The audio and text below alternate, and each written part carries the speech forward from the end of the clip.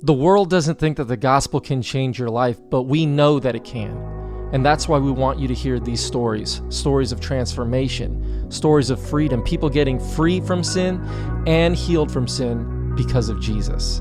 This is Death to Life.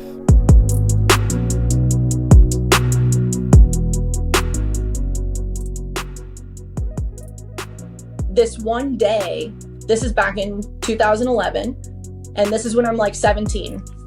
And I had just planned taking my life. I was like, there's really no reason for me to be here anymore. Like, I don't want to be here.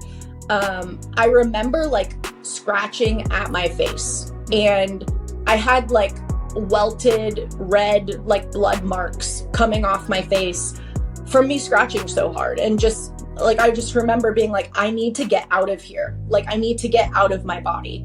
And I remember this was the first time that I had kind of like screamed out to God and said, like, if you don't take me, I'm taking myself. And I remember looking in a mirror and I'm crying, like tears of sadness, and I'm hearing these thoughts. And it's just two thoughts. One thought is saying, do it. The other thought saying, no, don't do it.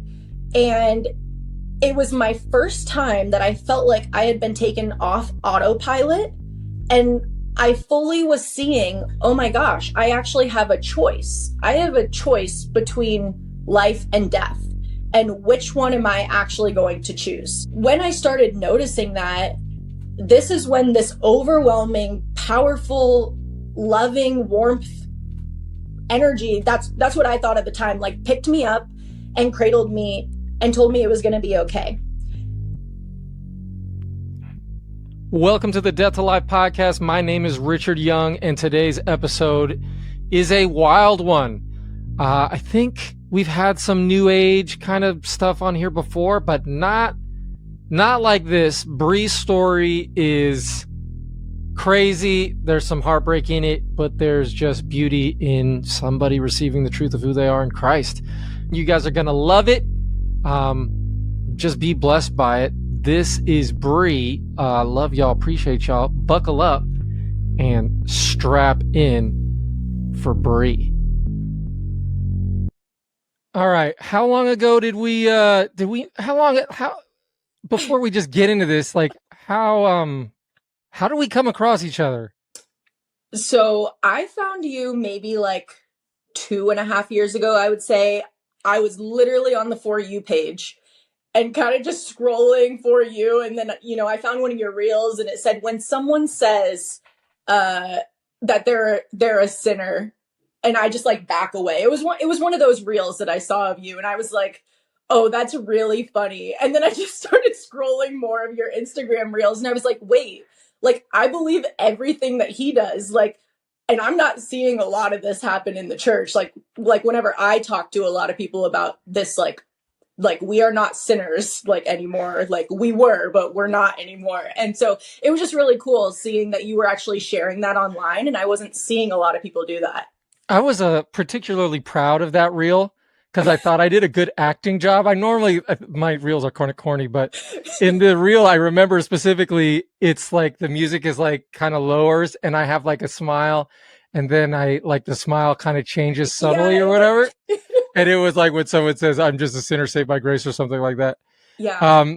I think that my Instagram page would be like way bigger if I talked like a normal Christian, but like because I preach like freedom from sin and that where you're not in the flesh and all this, Totally. I get so much pushback. But you saw that. That's amazing.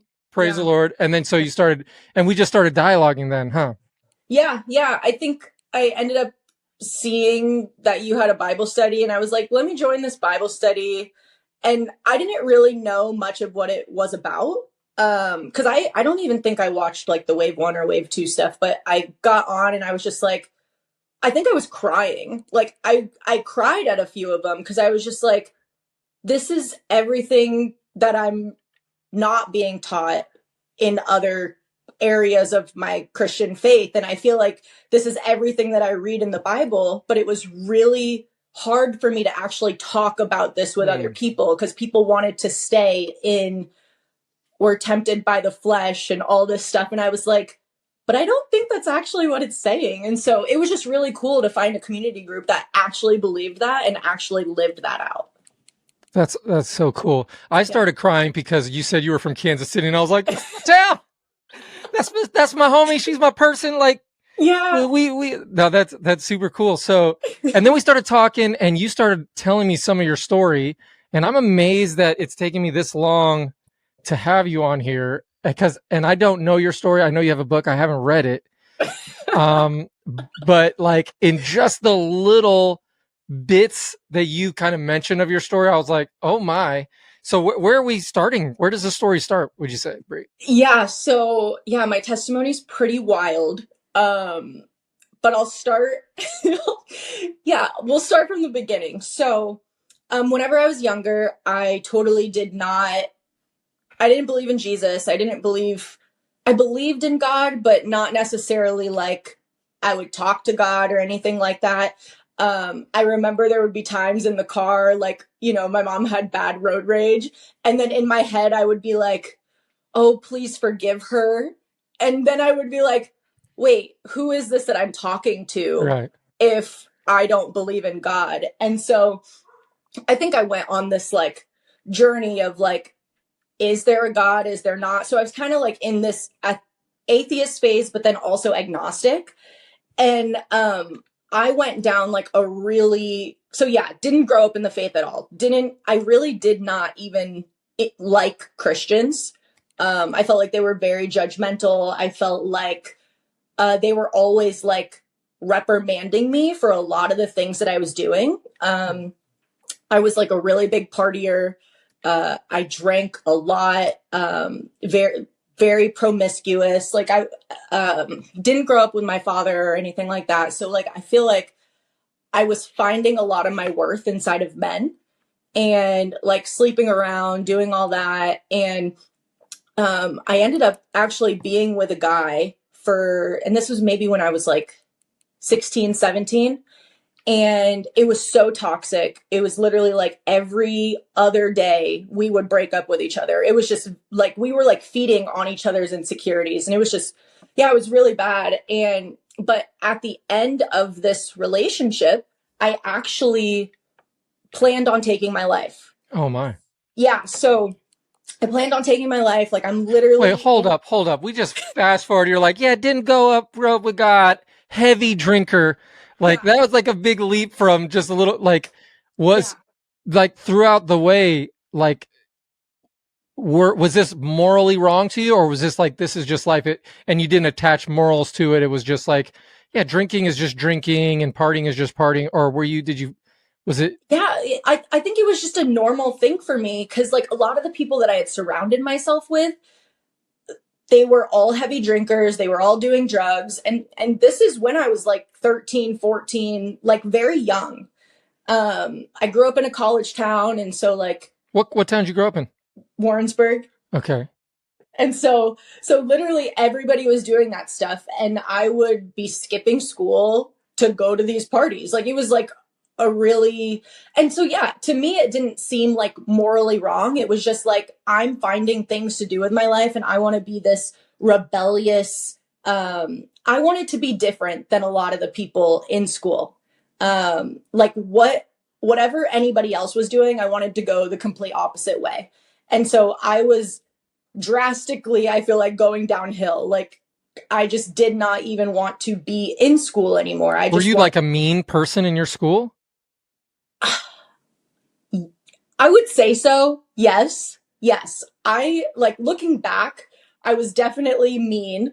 But I was also like, this is so weird, but like, I also wanted to include people. Like if I saw someone like sitting alone at lunch or something, I'd be like, oh, well, I should probably go and talk to them because like, they probably feel like a loner, but also like, I was very mean. I gossiped a lot. Like there was just, yeah, I think I just had like a really detrimental mindset and also wanted to fit in and wanted other people to fit in. It was really weird. I think I see a lot of those. I substitute in the local public school. I see a lot of kids that I think they want to be nice people, but they're just not. But they know that they want to, but that they also want to gossip. They also want to be important. They also want attention. And they don't want to be the mean person. But then when it comes down to it, if it's them and versus somebody else, they're gonna fight, and but like, it's like their heart. I feel like I can see through all of that garbage, and I'm like, no, I know what you actually want. Yeah. And maybe does that sound like what you were like? Yeah, it felt like I knew that there was a nice person on the inside and I would want to listen to that, but then also it was like, but I want to fit in as well. And the people that I'm around don't like this person, so I also have to not like this person. And so it really it was just a lot of that. And then a lot of peer pressure and, oh, well, I slept with this person and you haven't slept with anyone yet. You should go do this already. Like it was very much like that. Those were a lot of the friend groups that I was around. There wasn't any like moral standard of what marriage really was. Like a lot of my friend group had divorced parents or lived with one parent. And so there wasn't really good teaching or wisdom of what a family unit actually looks like and being led well in a family dynamic, you know? And so I think a lot of my friends were just very lost and trying to find worth in any area. And so whether that be like guys or drinking or drugs, like, and then all of us would kind of feed off of each other in those aspects. So, yeah. So when you lost your virginity, was it just like, oh, this is just a thing, this is just a part of life, and it wasn't like a big deal to you? It was like it probably was emotionally, but how you treated it wasn't like a big deal to you? Yeah, no, I don't think it was a big deal. I think it was more of just like, okay, well, I need to get it over with because all my friends have gotten it over with and I'm the last one. And like, I don't want to be the last one who hasn't lost her virginity. And so, yeah, that was just like, that was the mindset that I was moving through is I didn't want to be the only one in my friend group who hadn't done something. And so, yeah, very, very interesting mindset I was in. But I mean, that's also the people that you surround yourself with. For sure. They say you're like the average of all the people you hang out with. You're like right in the middle. I don't know if that's true, but it feels pretty true. Yeah. So yeah, you're just drinking, partying, promiscuous. What did you think about yourself? Were you happy with yourself? That's a good question. I wouldn't say that I was happy with myself, but I would say that I was having a lot of fun, if that makes sense. Sure. Fun as in I can do whatever I want. And like, I know where the parties are. I know where the drugs are. Like people are hitting me up to find out where all these things are. So I was like feeding into a lot of that is like people would come to me for like recognition of, oh, like, you know where the parties are, you know where this stuff is. And so I wouldn't say that I was happy with myself, but it was more of like, I felt like I was being lifted up in like, people looked up to me as to she knows where everything is. Like you felt important in that way. Yeah, important in a sense. Yeah, and like I actually had worth or a purpose, and the purpose was to get people into parties and drinking, which was so silly. Man, I was working. I'm way older than you, but I was working at an Applebee's, and in South Kansas City, and these guys were like, I know where the perfect under 18 club is or over 18 club is. And I was like 21 and I was like, okay. And I'd never gone to clubs. And he's like, you got to come with me to Warrensburg. And I was like, I'm never going to Warrensburg. But that's, you were probably way younger, but you were on your way to being the queen of Warrensburg. Oh, yeah, pretty much. So funny. Yeah, no, I would never tell anyone to go to Warrensburg. That's funny. I was like, nah, son, like, have fun. All right, I'm gonna be over here.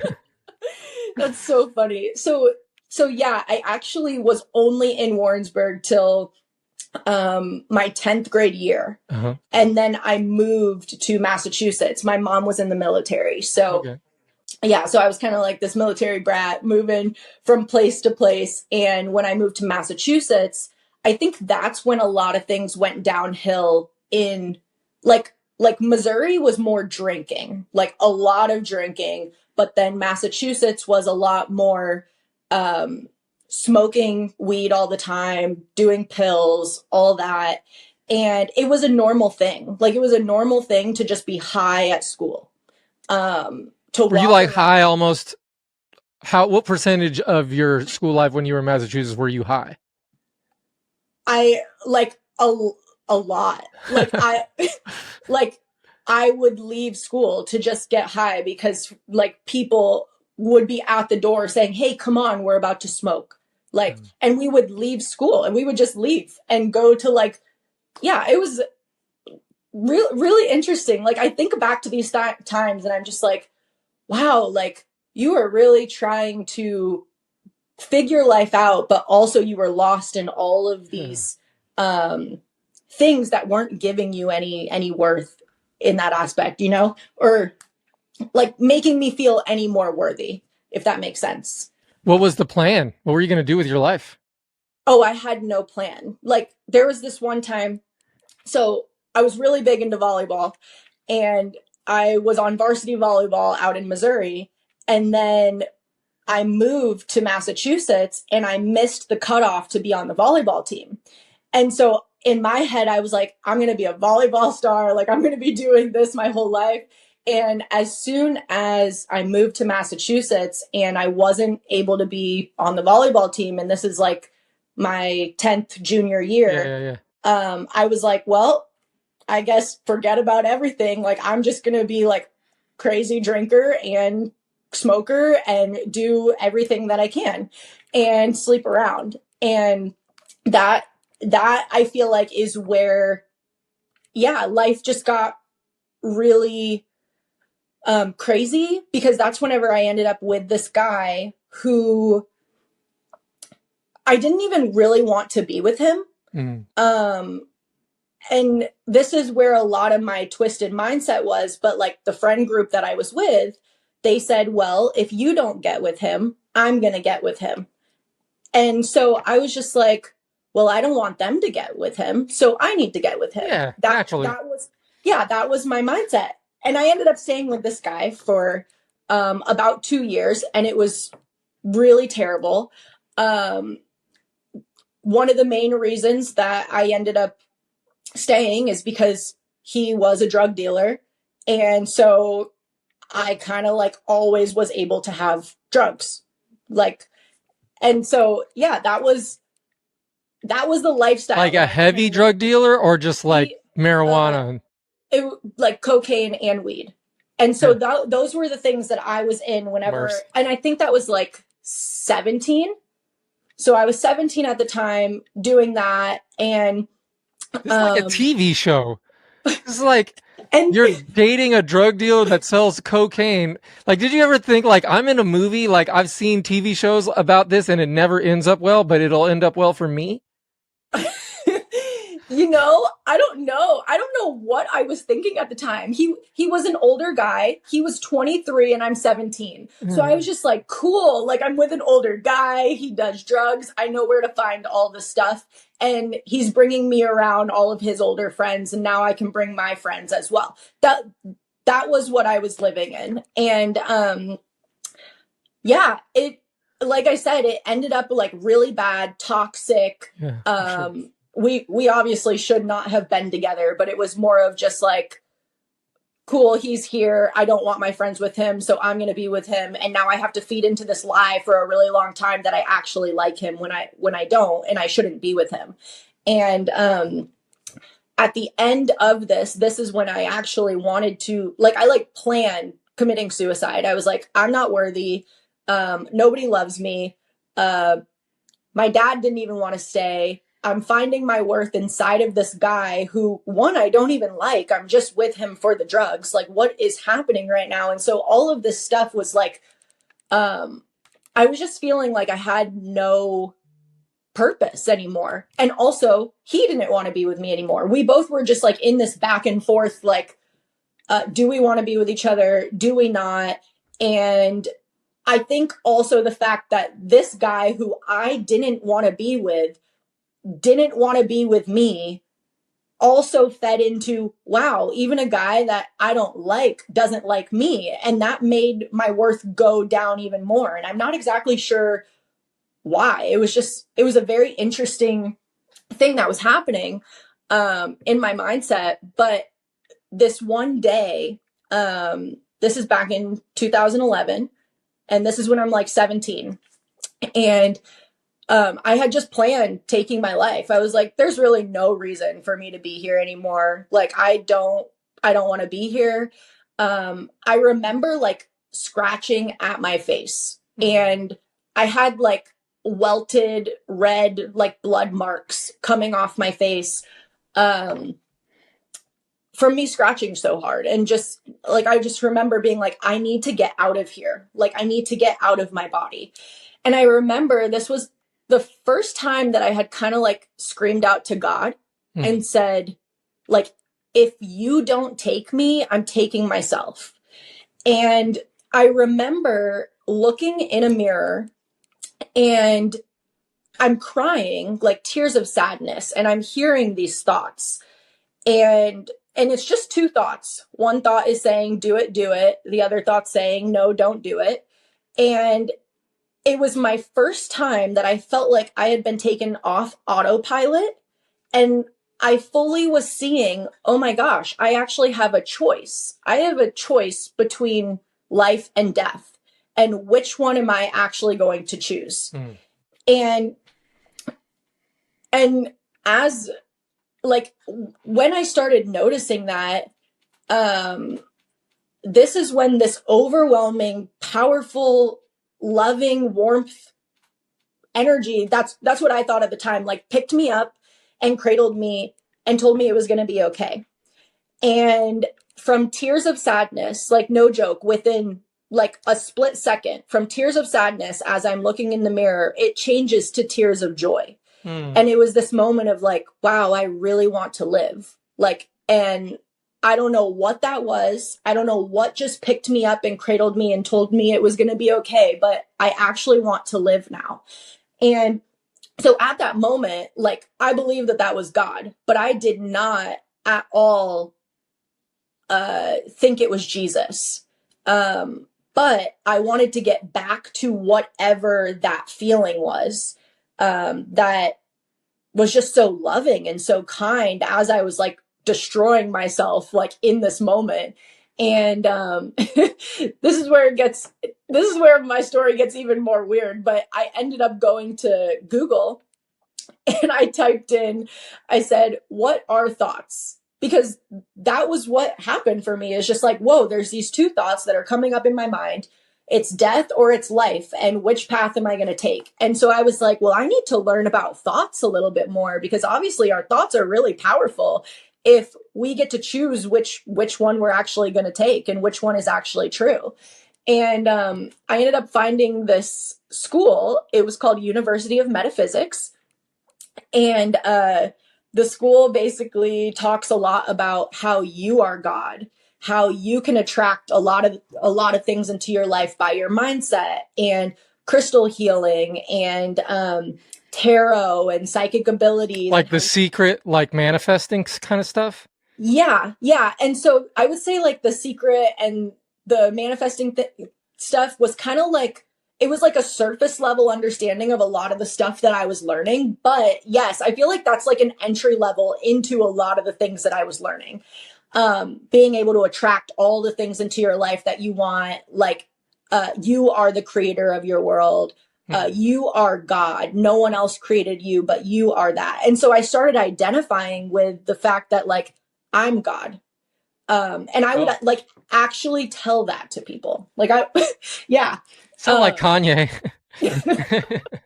Yeah. Very prideful, right? Yeah. Well, he has a song called "I Am a God" or something like that, and that just reminded off the Yeezus album. Interesting. Yeah, that's funny. Yeah, so yeah, I was just going down all these different tunnels of Were you still with the guy as you were thinking about no, this, or you called it off and you're like, no, no? completely called it off. That was done, moved forward, joined that school. And I felt like, This school was an actual place, or was it just online? yeah, so it was online, but it's also a place. It's out in Arizona. I was doing it online. So yeah, and it's just a bunch of metaphysical understandings about the universe and nature and creation and dimensions and how we're not from this planet and like just all of these different types of understandings. And so I was really feeding into a lot of this to the point that my mind was getting really warped into, wow, well, maybe I'm not from here. And I remember like just saying out loud, like, if there's any aliens out there that want to abduct me, like, please, like, take me from this planet. Like, and that was like a lot of, I would say that that was about 5 or 6 years of my life after that moment of wanting to take my life. I was trying to figure out the spiritual world now. Like, what are these thoughts and who actually created me? And so, yeah, I went down this like deep spiritual journey. And then I came across, there was a guy online on Facebook who had reached out to me. This part gets really weird, but he reached out to me and he goes, "Hey Brie, I just want you to know that like I have been watching you since you were a little child, and I have been pretty much slaying all your bad dreams." And I was like, "What?" Tight. Like, thank you. Yeah, I was really confused. I was like, okay, what are you talking about? And he was like, well, I've been your like protector since you were a little girl. And he was like, if you want to get downloaded with all of the information of the universe, you should fly out to California. And so here I am in Massachusetts, 18 years old, talking to he might have been 45, 50. And he asked Well, me I mean, he's been slaying all of your dream killer things for years now. So, exactly. So of course I can trust him. yeah.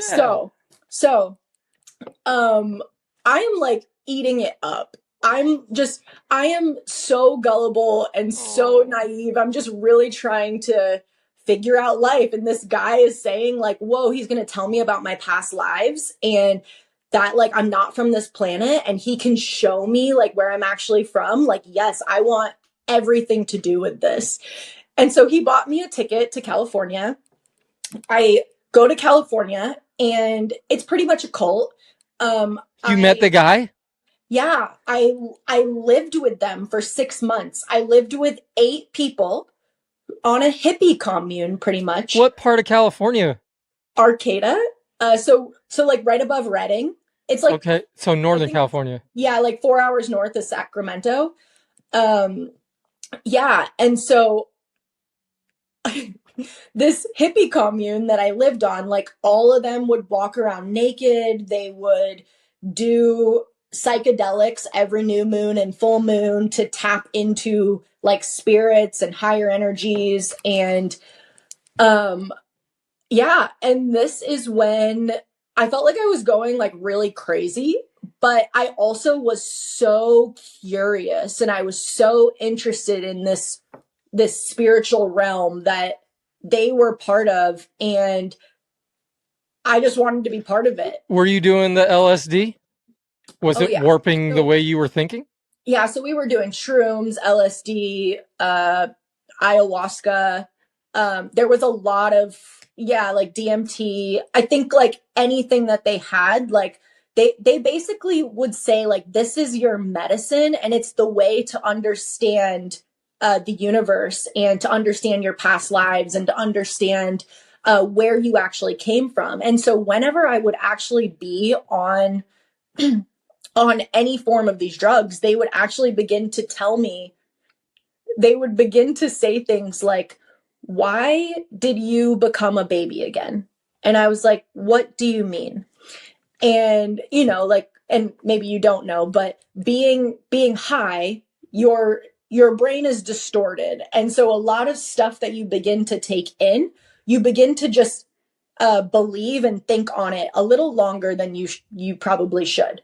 And they basically said that I was not from this planet, and that I actually was from another planet, and our planet got destroyed, and so we had to come to Earth. Fair enough. And that we had been reincarnating on Earth for the last 40,000 years. And Richard, Cool you're story. probably like, wow, this is crazy. No, I'm in. I'm trying to find out the secret to the answer Yeah. to life here. Yeah, exactly. So so they had told me that I had been reincarnating on Earth for the last 40,000 years, and that the reason that we were reincarnating over and over and over again was because we needed everybody on Earth to wake up to their purpose, to wake up to their mission, to wake up that we are all one and we are all God. And like, if we all could wake up to this one understanding, we would beam back up into the heavens and just become one. And so I was like, wow, like, maybe I am from this other planet. Maybe I really have been reincarnating for the last 40,000 years. And and so a lot of the people in this commune, they were into psychic stuff and tarot and astrology. And Was so psilocybin like a big deal, like with the shrooms? yeah. So that was like every 2 weeks we were doing that. And so we had like a mushroom farm and a weed farm. So it was like right next to us to be able to just, all right, like, do you want to do this today? Like, yeah, let's go get some and put them in our smoothies and just do that. Yeah, it was pretty much a ritual. Like, it wasn't just to have fun.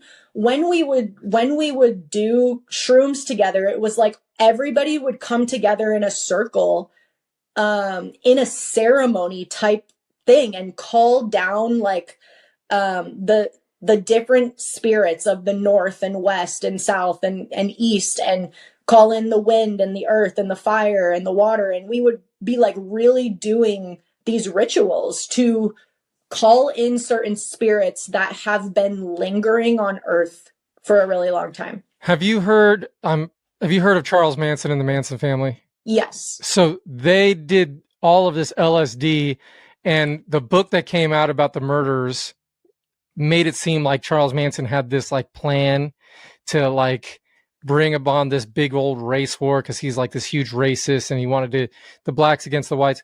But as it turns out, they were all just doing a ton of LSD and getting their minds just warped.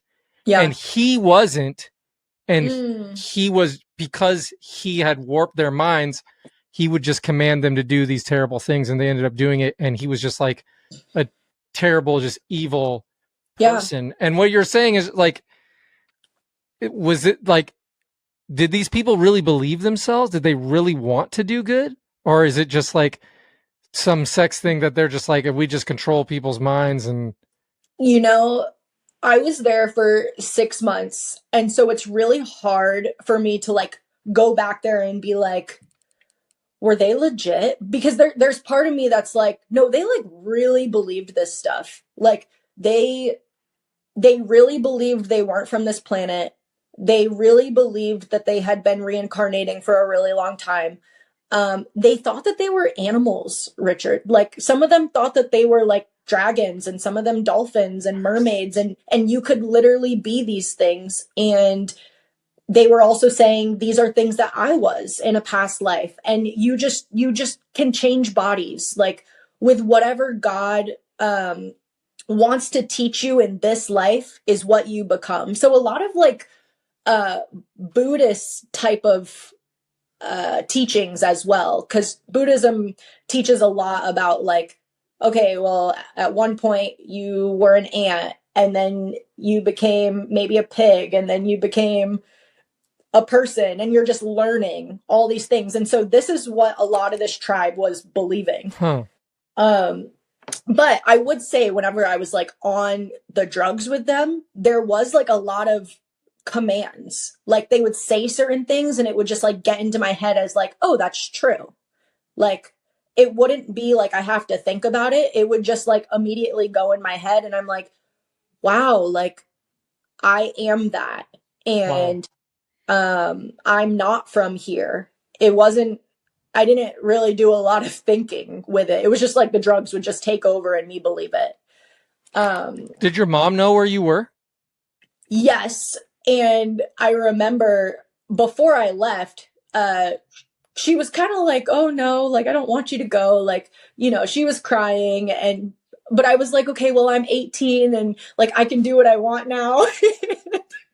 And I'm going to go figure out life on my own and go on this spiritual journey. And, you know, even crazier part is, have you ever seen that show on Netflix called Murder Mountain? I don't think I have, no. Okay, no worries. So should I watch it? I probably shouldn't. I mean, it's a good show if you want to know what goes down at this mountain, but I can tell you. So, a lot of like marijuana is grown out in California, up in where I was living. And there was this mountain that we would go to called Murder Mountain. I didn't think anything of it. I was just like, cool. Like, and this is where people would go to like trim weed and make money. You would make like $300 a day if you could like get a pound out. And that's what I was doing to make money while I was out there. But I would be gone on this mountain for about a month, not reaching out to my mom. And so, yeah, it's just funny that you bring that up because like I would text her and just be like, hey, I'm going to be gone for a whole month with no service on this mountain. Just letting you know, like, I'm fine at 18 years old. Just going to Murder Mountain so I can move this dope. Yeah, pretty much. And yeah, and I mean I ended up finding out later in the years, like you would hear gunshots like on this mountain, like whenever I was there. But you know, I was just like, oh, people are just like playing around with a gun out here. Like I didn't think like, oh, this is actually happening to people. And were you happy? Was I happy? I felt like, it's so funny. You asked this in the beginning as well. Cause I like when I think of happy, it's more of just like, I wanted to be different than literally everybody in the world. You did. I literally wanted to do the complete opposite of everybody. Like I thought everybody else was crazy and I was like the normal one. Like not normal, but like cool. I'm doing all these crazy things that nobody else is involved in. This is awesome. Like that was, and so it felt more of like this rebellious, like I'm fighting the system, like, and I'm the one that's awake compared to everybody else who is living this like normal, weird 9-to-5 life. Like I actually get to explore and learn about my mind and spiritual understandings. And, yeah, so I don't know if it was like, I'm happy. It was more of just like, I can do whatever I want. And, there's so much more to this spiritual realm than a lot of people are making it out to be. But like Christianity and Jesus and all that was not on the table at all for me. Like it was completely like Jesus was down here for me compared to every other spiritual thing that I could tap into, you know? And, yeah, so, yeah, definitely wasn't happy. It was more of just this rebellious characteristic inside of me that was just wanting to learn about everything, like being so curious. But yeah, so anyway, I didn't learn about that mountain, like what was actually going on until I saw the Netflix series. And then I watched it and I was like, oh my gosh, like that was the mountain I was on. Like there was a lot of drug deals gone wrong. Pretty much. We'll just documentary Murder Mountain. Yeah, I might I'm going to take a look at, maybe I shouldn't. Maybe ignorance is bliss. Murder Hey, Mountain. it was good to learn about, if that makes sense. There's a lot of people who go missing. And so, You want to know why? well, tell me why. They're murdered Exactly. on the mountain. Exactly. And that's nothing to laugh about. But No. like the Lord was really protecting me, and I didn't even know it, like at this time. Praise the Lord. Like I was the most oblivious young girl ever that was just like, do, I'm gonna just figure out life on my own. And yeah, like, wow, like God is very good for just protecting me during those times. So you were there like 6 months. What happened? So I feel like the drugs were really obviously taking a toll on me. I was starting to go crazy in my mind. I was starting to hear thoughts that weren't mine. Like I literally thought I was hearing spirits, and these spirits were telling me to do certain things or like contact certain people. And I would start feeling, for instance, like a cancer patient, and they would be telling me like, hey, I'm on my last like journey, will you go tell my family? And it was like this really weird stuff that was happening. And I was like, what is going on in my mind right now? Like, why am I hearing all these weird thoughts? And I ended up leaving California because I was like, maybe I just need to get away from this group of people. Like maybe there's something wrong here. And I ended up going back to Massachusetts to live with my mom. And I ended up starting an Instagram account because I just felt like I was going really nuts inside my brain. And I was like, I need to get a lot of this stuff out, like through video. And maybe there are other people who understand what I'm going through. And so I started this Instagram account and talking about like how we're not from this planet. I was doing tarot readings. I was doing astrology readings. I was doing mediumship because like whenever I was hearing like, when I was in California, I was hearing certain spirits tell me certain things. And then they would actually tell me a certain family member. And I was like, oh, maybe I need to contact this person. Like, what is going on? And do you know what mediumship is?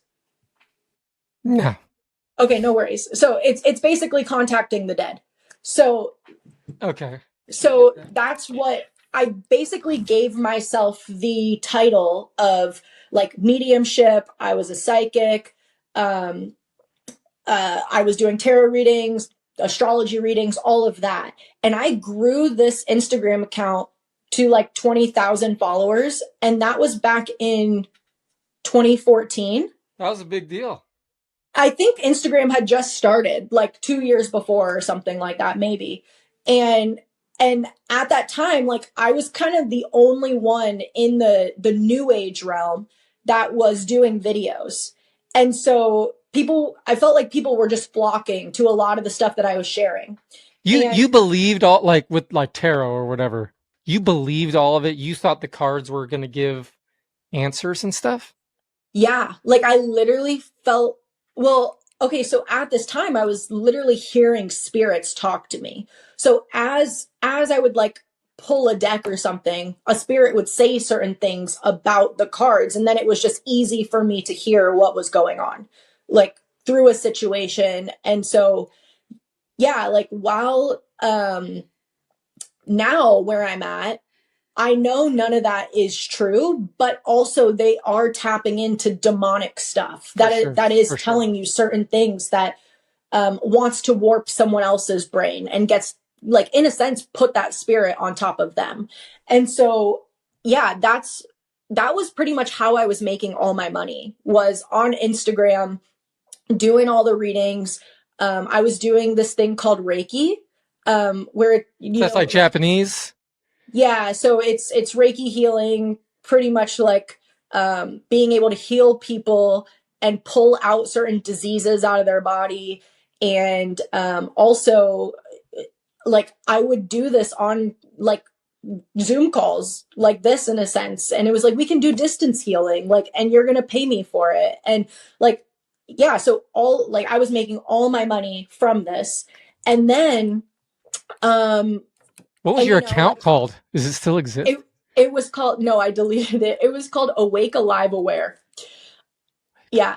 Very, very interesting time period. And I literally like, I was so prideful. It was more of just this, like, I'm the one that's awake. I'm the one that's aware.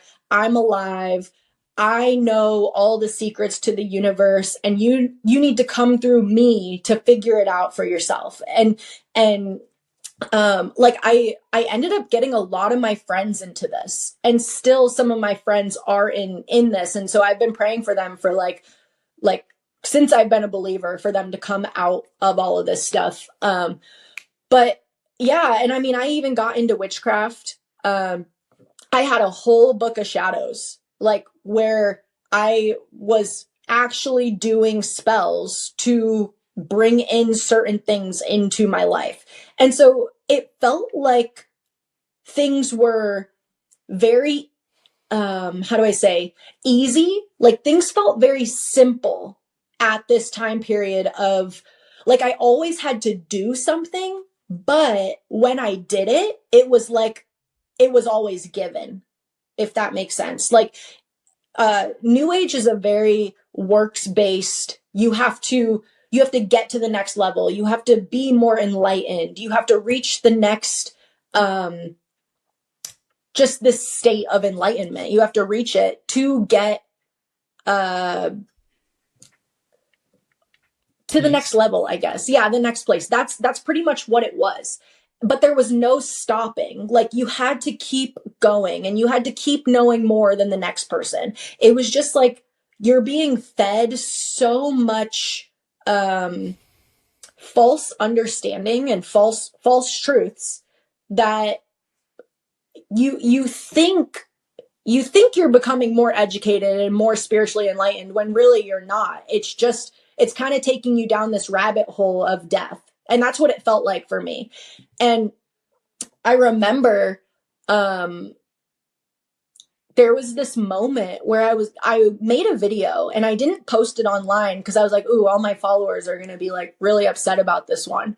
So I didn't post it, but I was like, in the video, I said, there's got to be something more. Like, there's got to be something else than this. Like, I can't keep talking about all this stuff anymore. Because, and I think this is also a time when a lot more people were coming into New Age. And this is where my like rebellious mentality is like, why is everybody talking about this now? Like, I don't want to be included in something that everybody is talking about. And so I was like, there's got to be something else, and I need to find it. Like, I need to go and find it. And I mean, it still took me like a little bit time to get to Jesus. Like, I was really down that spiritual path for about 5-6 years. But then there was this moment, I was 22. Yeah, I was 22. So this can go in two directions. So maybe I'll share both. But there was this one day, I was out with my mom. Her and I ended up like just getting really drunk. She did as well. And we were in Ohio. We lived in Ohio at the time, and there's this place called Toxic, and it's literally like 11.3 beers and above. And so I was just like getting really drunk. And I remember, and sorry, let me go back real quick, but like right before I went out, I remember asking the universe, basically saying like, universe, like, I need you to smack me with a wake up call, because I feel like I keep going to the same things over and over and over again, and I can't seem to get out of them. Like, I knew something was wrong, but I couldn't get out of it. And so that night, I'm like really belligerent, And I end up getting in a fight actually with my mom on the bar district, like to the point where she was on the ground as I'm fighting her. Like And fighting? yeah, she wasn't, I was. And the cops were right there actually. And they ended up coming over to me. They gave both of us a warning and said, like, go your separate ways. And I was like, me being belligerent, I was like, well, how are we going to go our separate ways? We live in the same house. Like, I'm just going right back to the house. And I remember they gave me a ticket. And at this time, again, I was very, oh, what's the word?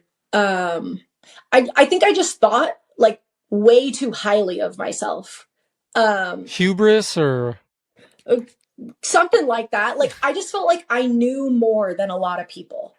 And like, I was so educated and I had learned something about like the government at the time, that if they write your name in capital letters, it's not actually you, it's actually a corporation that the government assigned to you when you were a kid. And so they hand me this ticket and my name is in capital letters and I throw the ticket back at them. And I was like, that's not me, that's a government corporation. And and yeah, and they were like, okay, ma'am, like, we just need you to leave. Like, that's all they're saying is like, we just need you to leave, like, from where you're at. We know you're drunk. And me being really dumb at the time, I said, you guys know, like, I basically said, the only reason you guys are cops is because your IQ is so low. oh no. And they were at this time, they basically were like, okay, ma'am, you're under arrest. They end up like arresting me. But they didn't read me my rights. And me being, again, just very vicious, I would say. Uh-huh. I look behind me as they're putting the cuffs on me. And I was like, are you going to read me my rights? Are you going to read me my rights? And then they end up reading my rights. And I just felt like I was like very knowledgeable in these things that they weren't, but also being really drunk and stupid about it. And you're going to jail for the night. And I'm going to jail. So I end up in jail. And this is where, like, I feel like the story just gets cool because Jesus comes in. I'm like, it's going to get weirder. We just got off of Murder Mountain. What's next? What's next? No, so so I'm in jail. And it's cold in this jail cell. I'm with like 3 other people and we're kind of in this holding cell like before we get booked.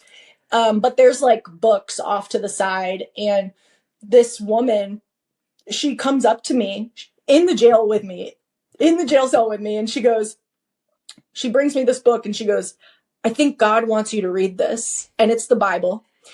And I'm like, that's really funny. Here I am, so belligerent and just like, yeah, right. Am I finding God in a jail cell? That's definitely not happening.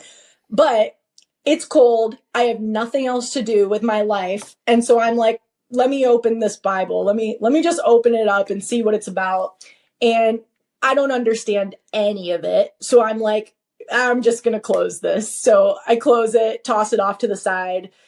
The next day, my mom of all people comes and picks me up from the jail cell, and I end up going home and writing this really long Facebook post saying like, I think I need to give up drinking because whenever I drink, it leads to this and it leads to this. And like all these addictions that I felt like I was under. Like, I knew that there was a lot of things that were wrong that I was doing, but I just did not know how to get out of it. And when I was writing this Facebook post, I just felt so repentant, where I was just like, something's wrong right now. Like, I've been living a life that is not bringing me further. It seems like I'm just kind of like leading myself to death even more. And I had this girl reach out to me, and She was 20 and I was 22, and and I looked up to her even while like being younger. I was just like, wow, like this young girl seems to have her whole life together, and she's very successful, and just all these things that I was like, wow, like she is so joyful and so kind and so loving. And she reached out to me and she goes, hey, Brie, I just read your Facebook post, and I know like you are super educated in all the universe and creation and life and all that, but there is nothing like knowing your creator. And you really need to know Jesus. Like Jesus loves you, and he's the only reason I've been able to stay away from drugs and alcohol. And yeah, so I really think like you really just need to give your life to him.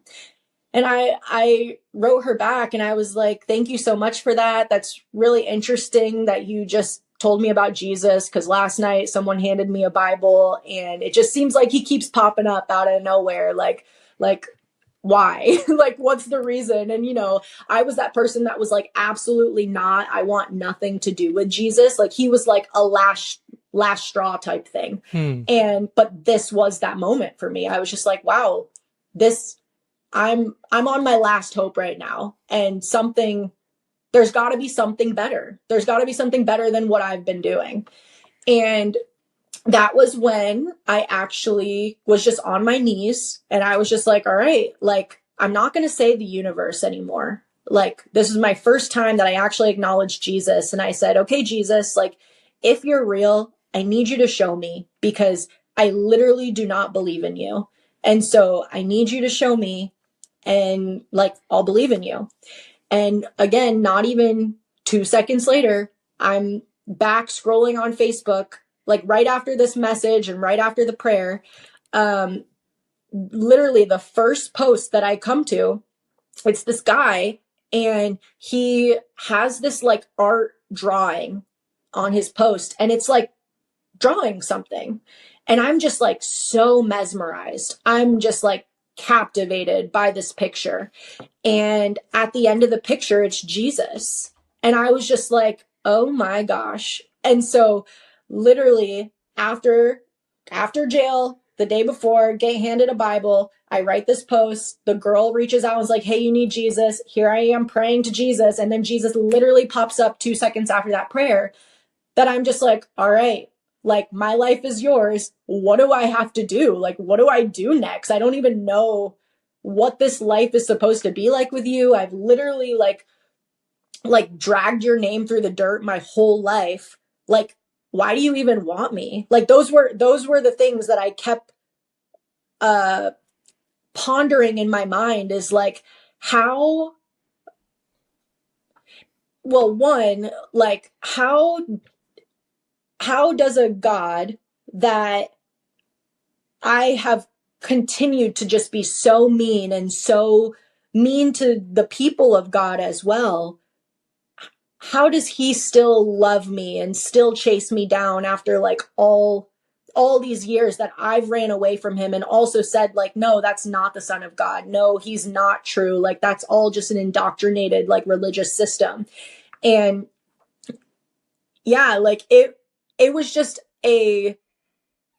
mind blowing for me that a God like that would just continue to chase you down. Like, after all the destruction that you have done, and just his grace and his mercy just like is lavished upon you. And that like truly was just so beautiful. And I was just like crying my eyes out in that moment.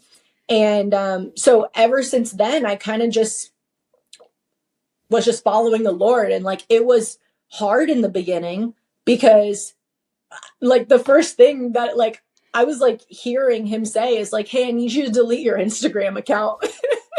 And I was like, but I make all my money from here. Like, I'm doing astrology here, the Reiki, like all of that. And he's like, it's been founded on the enemy. I just need you to delete it. And so I was just like, all right, like, I'm just going to delete it. And like in the beginning, I felt like he wanted me to be homeless. I was like, what is going on? Like, my life feels like people say when you come to Jesus, it's great. But like, my life seems like it's not that it's not great. It's just, everything that I had been dabbling in was being taken away, and it was all I knew.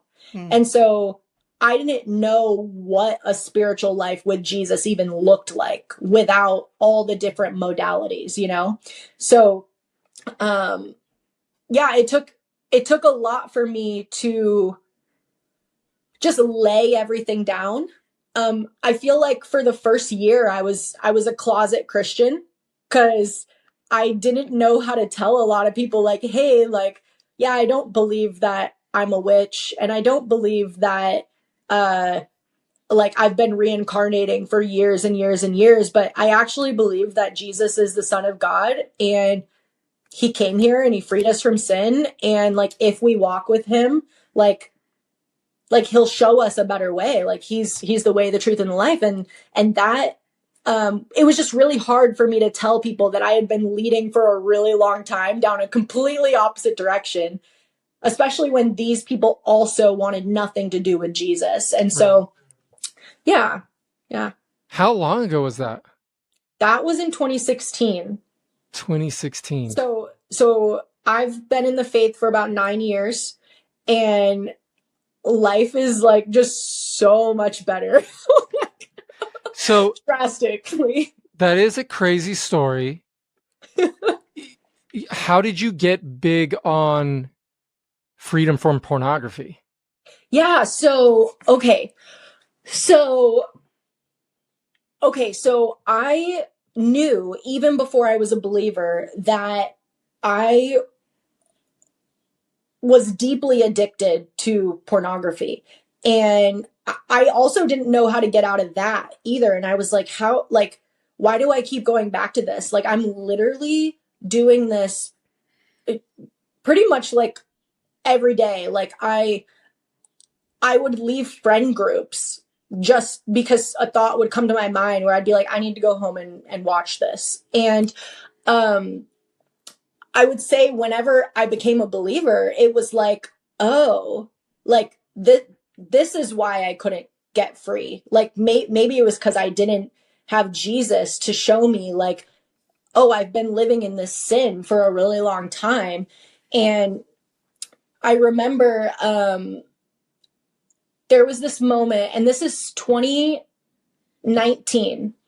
2019, I went to Thailand, and I saw human trafficking for the first time.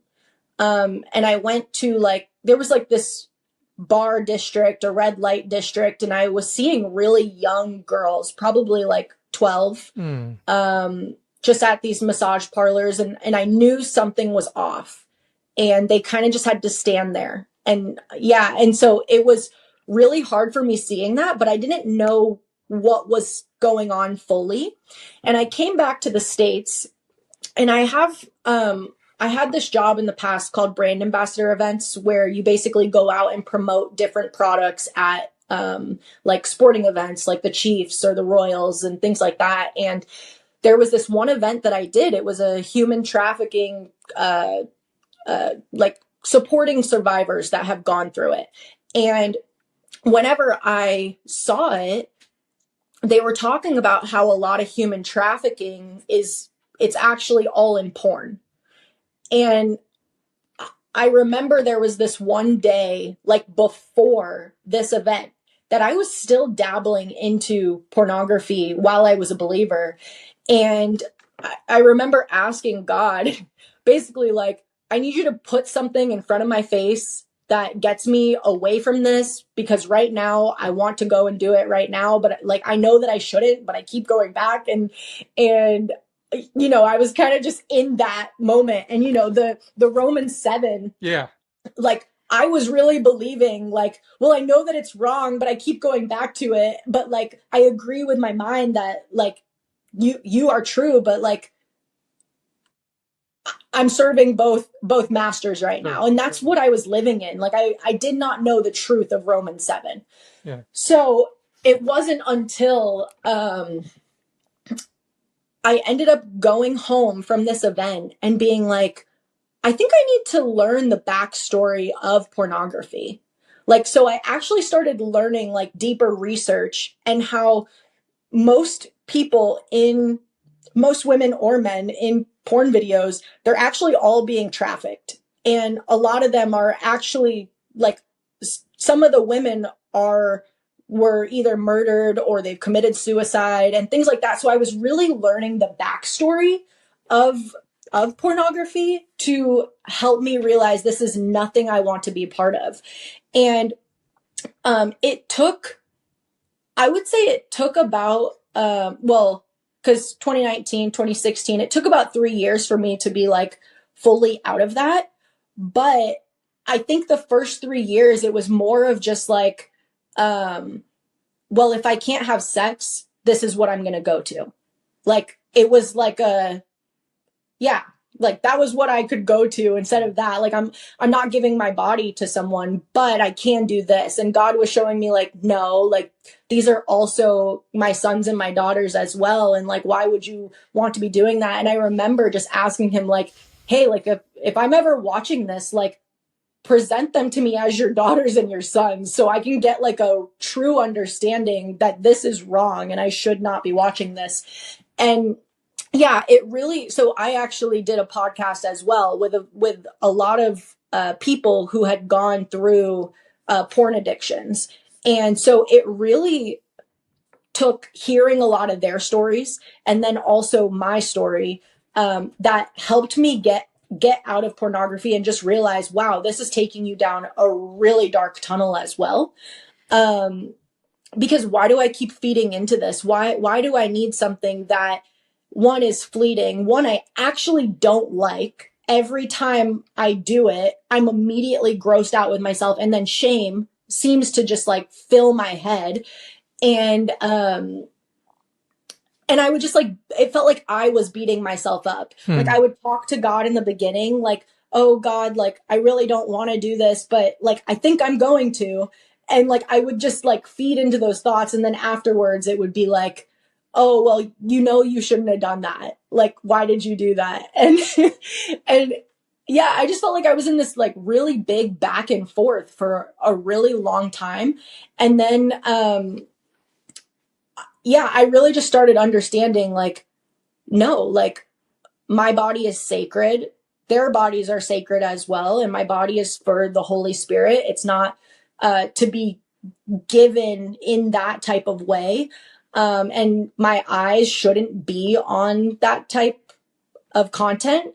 I really just wanted purity of mind and eyes and ears. And I feel like the Lord was really helping me with that in the beginning. And I remember telling him, I want to be married, but I do not want to bring this addiction into marriage. Like I want a completely clean slate. Like this isn't something that I should be putting on my partner at all. And that was when God really just got a hold of me and said, I need you to learn, like, before I can make you a wife, I need you to learn how to be my daughter. And it was just a really beautiful, they were just really beautiful words of, wow, like, I actually don't think I have been seeing myself as your daughter because I didn't have a father growing up. So it was really hard for me to even claim God as my father.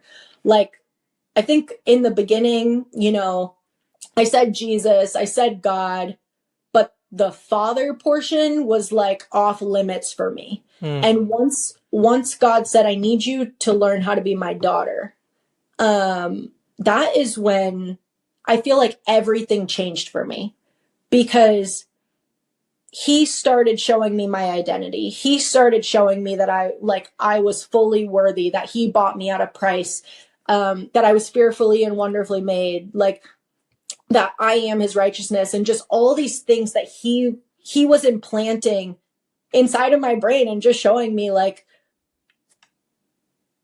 I can fully walk these things out, and he's made me to walk these things out. Wow. And really believing that, it changed everything for me. Yeah. So much of the time pornography is an identity problem. It's, we don't know who we are. And so we give ourselves up to something that we weren't created for. We're going to take a real quick break. I want to read you this review. Somebody sent this to me about the podcast, and man, it was such a blessing. It says, "Thank you for allowing the Lord to lead you and share these stories. My heart had been so hardened lately, and these stories have begun to transform my mind and grow a hunger for a relationship with Jesus and people again. I can't stop listening." Man, what a privilege it is to be able to minister to God's people. And we're only able to do it through your donations. We're only able to keep this thing going by people who sacrifice and partner with us. And we've been going through 2025. We need your help. We want to continue to preach the gospel wherever we go. And you can partner with us by going to lovereality.org/give. That's lovereality.org/give, and partnering with us. We want to share the gospel with everybody, and we're doing it. People's lives are being changed, and we want you to be a part of it. So go to lovereality.org/give and partner with us. Let's get back to the episode. So how long after that did you run into your husband? So Victor and we met back in 2016. So actually, whenever I was about to give my life to Christ, but I actually got him into New Age as well. Nice. Yeah, so nice. And I'm so grateful that the Lord brought him out of it. And so, in 2016, like I was showing him a lot of like pendulum stuff. Like, see, bro, you're a tree, dog. Like, yeah, exactly. No, but I was definitely like, he was super open-minded to spiritual stuff as well. He grew up Catholic, but he didn't really follow it. And then I think I ended up showing him a little bit of New Age. I think he was already going down that route, but I was like, hey, you can talk to your higher self and like, you are God. And, I was saying all that stuff to him. And, but it wasn't until 2020, that I ended up, my job fell through in Kansas City. Like I said, I was a brand ambassador and working at, like the Chiefs Stadium and all that. And my job fell through because of COVID. And so it was March, and Victor was living in Chicago, and he was a solar manager out there. So he would do door-to-door sales for solar. And him and I literally just, we were literally just friends online. We would, like each other's posts here and there. I met him like once or twice in person when I was in Kansas City. And yeah, that was back in 2016. So we didn't really like know much about each other. I saw him more as like my younger brother because he's 3 years younger than me. And I was like, oh, cute. Like he's my younger brother. And I think when I met him, I was 22 and he was 18, 19. So I was like, absolutely not. Like that wouldn't go anywhere. And it wasn't until he contacted me in 2020 and he said, hey, why don't you come to Chicago and do solar with me? And I was like, yeah, no, I don't think God wants me to do solar. Like that was just like my thing in the beginning was I'm going down the ministry route. And it's so funny. Like, I feel like in the beginning of my faith journey, I still like had this very like a lot of pride still. Like there was a lot of, I'm going to be on stages. Like I'm going to be teaching about all of this stuff. And God was like, hold up. Like you need to really like just bask in the word and know what it's even saying first. But yeah, so I just did not think going the solar route was anything that God wanted me to do. And I ignored him for about a month. And I felt God just press on me like, hey, I need you to go to Chicago. And I was like, well, now that he's saying I need to go to Chicago, I guess I should go to Chicago. Like, I don't know what this is for, but I guess I'm doing solar. And at this time I had like no money to my name, because like my job had fell through, and I was like, wow, I can't even pay my phone bill. Like this is getting really bad. And, you, I'm not sure if you know this, but like, like when you can't pay your phone bill, you literally aren't able, obviously you don't have service on the road. And so I literally, whenever I was at home, I was in, Olathe, actually, Kansas.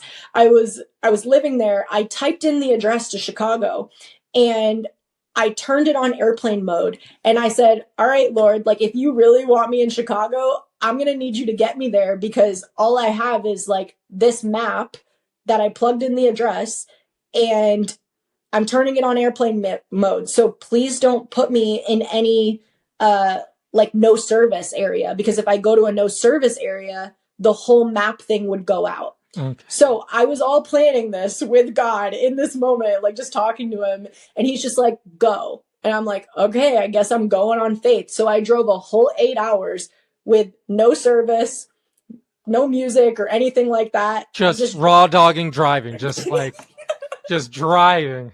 Yeah, literally. And just praying the whole time, like, get me there, Lord. and as I get there, literally at the front steps, the service goes out. I'm like, oh my gosh, how funny. And, all these people that I was living with, again, 8 people I'm living with, but they're not a hippie commune like that one in California. These people are still in New Age. They're all in New Age. They're all doing Buddhism, not any tarot, but they're into astrology. They're into like this higher dimensional type of understanding, a lot like I was living in, but not as wild. Okay. More of like a surface level type enlightenment. And so now the real stuff that you had. The real weird stuff. Yeah. So I remember like, since I was like, obviously me being a follower of Jesus and like all these other 8 people, I'm like, wow, like nobody here really believes in Jesus. And if they did believe in Jesus, they believed in this thing called Christ consciousness, where you can embody Jesus and you can embody the energies of the disciples, but Jesus wasn't actually a real person. And so I was like, okay, I really need to be a bold Christian out here and just be able to walk out my faith, like truly. And any conversations I get in, like, let me just like have no fear to be able to share like the journey that I've been through, because a lot of them, it seemed like they were walking that line a little bit of what I had experienced. And I remember just being like, I think I need to do a 3-day water fast. And at this time, again, in Chicago, the doors had gotten shut down to do solar. So we had to move to Florida. And so we all, within a week of me moving to Florida or to Chicago, we moved to Florida. So we're driving down to Florida and I'm like, I need to do a 3-day water fast over the house. And I'm like, I'm saying all these things of I want everybody in this house to come to the Lord. And Victor, my husband, was on the list. And at this time, and it's so funny, I feel like a lot of my testimony goes into like a lot of the drug territory for some reason, but it's so fascinating. But Victor and his buddies they smoked weed all the time. And since they moved from Chicago to Florida, they didn't have a plug. They didn't have anyone to get weed from. And they were on Tinder like all the time, swiping on women that had a tree leaf in their bio. And I just remember being like, oh, like that hurts my heart that they're swiping on women just to receive weed. They don't really care about the woman. They want the weed. And I was like, that really reminds me of some of the stuff that I was going through. But, and I had met up with a guy out there who followed me on Instagram, and, he said, hey, Brie, like, I see you're in Florida. We should totally grab coffee. And I was like, yeah, totally. Let's do it. And I was so excited because I was going to be around a Christian because I hadn't been around one in a really long time. And I was like, cool. Like, let's go grab coffee. We grab coffee and he's telling me, he's like, I really feel like God's telling me that I need to give up weed. I think I'm going to flush it down the toilet. And I was like, amen, like do it. Like, that's awesome. And I get home and I literally, like, I'm seeing them like still searching for weed. And I remember just this weird ping in my spirit. And I felt like I was being a bad Christian at the time. But the ping in my spirit said, why don't you tell him about the person that is trying to get rid of their weed? And I was like, no, that's a really bad idea. Like, I should not do that. And I just kept feeling it. And I was like, okay, like, I'm going to tell them. And it was Victor that I told. And he was like, yes, like, let's go get it. And so we drove there, and instead of getting the weed, he ends up getting the Holy Spirit. Oh my. Crazy. So literally there's 4 people in this house. They all have come out of New Age like us. And they're all just like sharing their testimonies. And I'm sharing my testimony. Victor thinks we all have known each other for like a long time. We hadn't. We all had just met.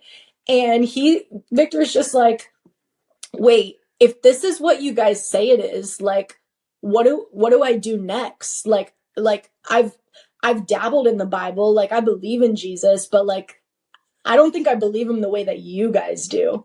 And so that's when all of us we laid hands on him to receive the Holy Spirit. And no joke, when I opened my eyes after the prayer, I heard God say, this is your husband. And I was like, what? And I was like, absolutely not. Like, he's doing everything that's like not what I had on my list of a husband or like someone who like is on fire for the Lord. I was like, I'm going to be with a pastor. I'm going to be with someone who knows the Bible back and forth. Like, he's going to be leading me. He's not sleeping outside of marriage. He doesn't do drugs. All these things that I thought were worthy of a person to be married to as a believer. God was just like flipping the script on me and saying, this is your husband. And I heard it it was such a peaceful, loving voice. And I just knew it was him, that I was like, okay, well, I end up going home and I just write in my journal and I was like, are you sure? Like, are you sure this is him? And it was always yes. And I was like, okay, well, if he truly is my husband, you're going to need to tell him, because I am not saying that. Like, that's just so weird. Like, I'm not saying that to him. And no joke, 2 days later, he came to me and he goes, okay, so this is going to be really weird, but I'm only going to say this once, but I think you're my wife. And wow. And this is going from like, I at one point saw him as my younger brother to the next day he's my husband. And I'm like, this is wild. And yeah, it was definitely a God thing. So I was just like, okay, like, I don't know what's happening, but I'm going with it.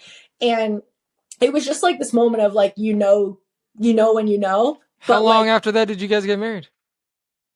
4 months. Wow. So we knew in August, got married in December. And so it was just a very like, this is it. And we have never, like, immediately he started reading the Bible. Like, he was saying things that he hadn't even read yet. And I was like, that's in the Bible. And it was just like so cool that the Lord was just giving him just all this knowing and this teaching so quickly.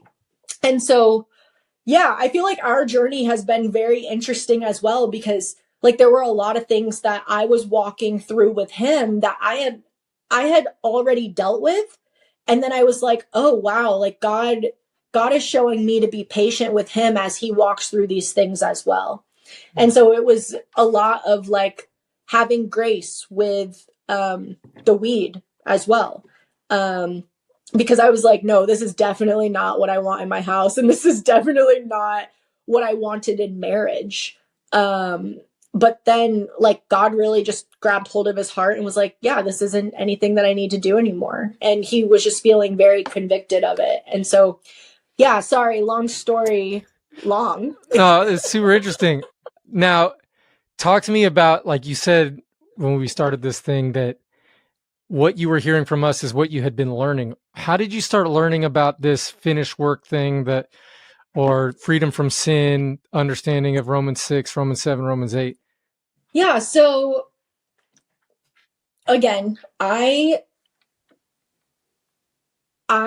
dabbled in a lot of different Christian understandings and started realizing like, why does everybody in the Christian faith seem to have different takes on a lot of scriptures? And it was getting really confusing for me.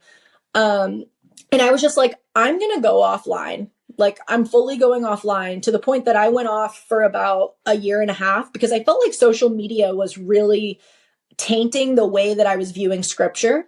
Like maybe I was taking something someone was saying and I was like, yeah, that's truth. And then I was like, wait, but this is actually what it says. And so I got off social media and I just started reading things for myself.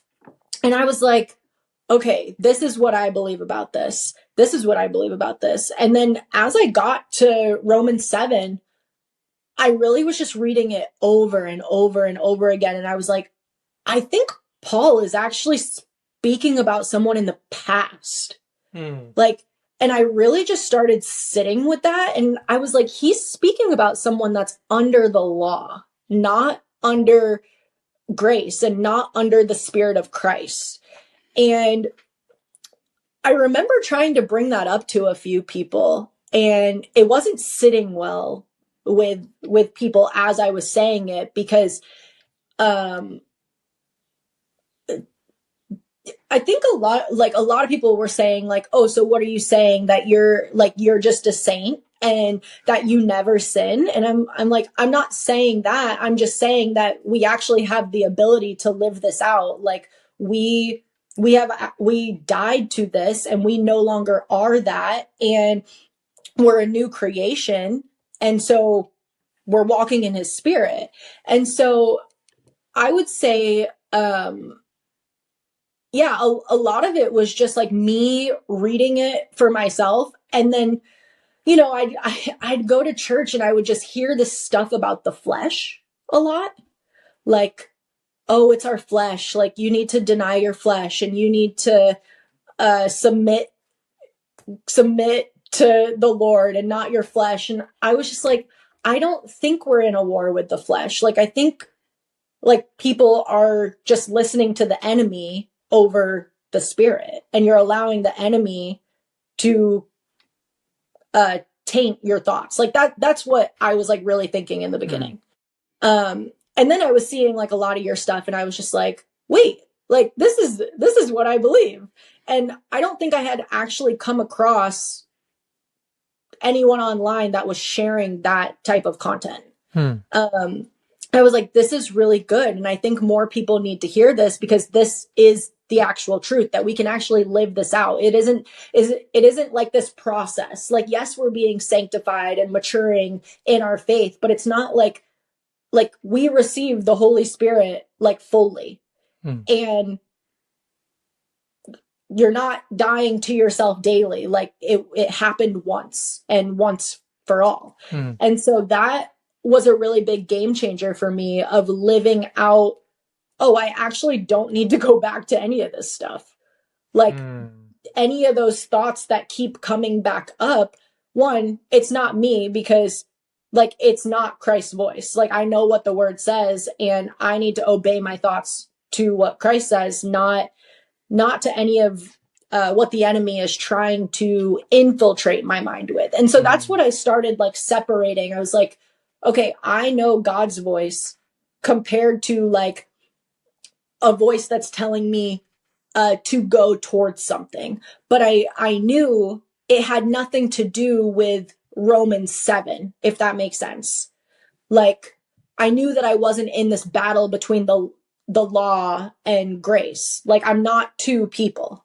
I'm one person, and I'm a new creation in Christ. And so yeah, I would say like you guys really like Love Reality was a big pivotal point in my understanding of like, wow, that like a lot of what I have been learning is true, but I feel like you guys gave like a bigger platform of just a lot of teachings with it, which helped me a ton. Because I felt like I really felt like I was going crazy for a little bit. It's like it seems a lot more simple than I think some people are making it. Yeah, there's so many contradictory statements and so much confusion. If you think that you're dying every single day, or that, Galatians 5:17 says, if you walk by the Spirit, you won't satisfy the desires of the flesh. Galatians 5:24 says that those in Christ have crucified the flesh with its desires and its passions. Yeah. And so the flesh is kind of just like our old patterns, our old way of thinking. And in Christ, we put those things off because we're new. And Amen. some people just have a real hard time with that. But Brie, like, you have been a testimony to me. When you said you were crying, now I remember texting the boys afterwards. I'm like, yo, this girl just showed up to the Bible study out of nowhere because she saw one of my stupid reels, and just seeing your life lived. I've never met you in person, even though we come from the same hometown. Like I've never met you in person, but just seeing your life lived and hearing this testimony, what an amazing God that we serve. Yeah. And seeing you walk this out and ministering to people, maybe you're supposed to be on stages. Maybe you're supposed to just witness to one person. Right. I don't even think about it that much. Somebody messaged me yesterday and they were talking about like God sending. It's like, is God going to send like a big person to minister to God's people? And this is someone who I had ministered the gospel to. I'm like, well, he sent me to minister it to you. Yeah. And he's like, oh, well, that's true. And so every single person matters. And just hearing this story, wild. And I'm just praising God for the revelation that he gave you. Last thing, if you could jump in the DeLorean, you go back to Warrensburg, this girl who, like, you just see her and she's conflicted. She wants to do right, but she also wants to be cool. What you put your arm around her, you take her to McDonald's, get her an ice cream cone. What would you say to her? That's good. I would immediately tell her like to follow Jesus, and Jesus is the answer for everything that you are looking for, all the curiosities, all the understanding of life, the fitting in. I would tell her that Jesus wants to take your hand and lead you exactly to where you're looking, but in the perfect place, in truth, and that life will literally never be the same. It'll be a 180 flip from where you're at now. You won't want to commit suicide or do all the drugs or drinking or anything. And instead, you'll have rest inside of him. And you will know that you're loved and that your identity is in him and that you do have a father and he loves you just for who you are. And so, what about Murder Mountain, Brie, and people that are stuck in New Age, that are looking for answers? They're desperate for answers, and they're looking for them inside of the Buddha or in tarot or whatever. How would you minister to them? I would definitely say like you're searching for the right thing in the wrong place. Because you are searching for God. You are searching for this spiritual understanding, but that the only truth that you're going to find is in Jesus Christ. All these other things, they're little breadcrumbs that are breadcrumbing you to death. Whereas God, Jesus, he is the full loaf. He is the bread of life. He's the God that keeps on giving, and you can ask and Like, you will never go thirsty with him. But it's not something that you have to continuously like climb up the ladder. Like, he's right there with you. He's in it with you. And so, yeah. I saw that you had a couple books out. Where can I find those books? What are they called? If I wanted to read the story. Yeah, so Amazon, you can find them. One is called Innocence to Ancients. This is about my New Age story. And this is actually not when I was a Christian. So that story is more of just like the deep-seated, this is what I was going through. Wait, you wrote a book when you were in New Age, and it's about New Age stuff? It is. Yep. So the whole mindset is not Christianity. So just prefacing. Okay. My other book is called The Temptation Cycle, and it is about breaking free from sex, temptation, lust, and pornography. And you can also find that on Amazon as well. Thanks so much, Brie. What a pleasure to have you on here. It's been long overdue, and thank you so much. Thank you for having me.